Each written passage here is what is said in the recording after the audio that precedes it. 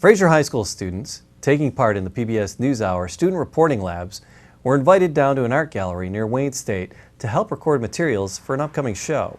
So when we came down for the PBS shoot, first we set up cameras, got the audio right and everything, and our first interview was the Poet Laureate. The interview went very well. I was very happy with everyone who I had on crew. Well, when I went down to the Wayne State shoot, we interviewed people and the poets and stuff. I interviewed Poet Laureate, and we had fun. How does one become Poet Laureate? The laureate is chosen by the Librarian of Congress.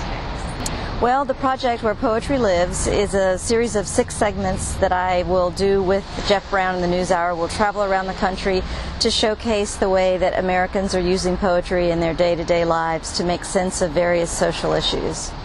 The team from Fraser High School, Andrew, Raven, and Gage, had the opportunity to talk to Natasha and some of the poets at the event.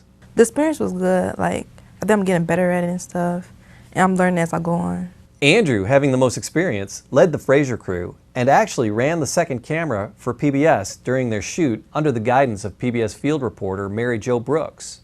So when the producers asked me to help, it felt absolutely amazing. Anytime I get to work with a camera of that caliber, it's always wonderful. I always find myself when I'm shooting something like that, I always I look at the features it has and stuff and see what I can do differently compared to shooting on a regular camera. It was really cool. I had some fun focusing on I'd be going across doing a panning shot, and during the shot I'd be focusing on the front of the audience and then focus towards the back of the audience as I was rotating over, and yeah, I got some cool stuff, I think. Raven had the opportunity to get a little one-on-one advice from PBS correspondent Jeff Brown. Jeff told me that when I interview people, not to go straight down the questions, ask in between about what they trying to tell me and stuff, so it can sound more fluent and stuff, and not at I'm just all about the questions and stuff. The Fraser team gathered footage for a project of their own on how young people express themselves and interviewed some of the participants at the poetry reading for that project as well. The first poem I actually wrote was a tall tale poem.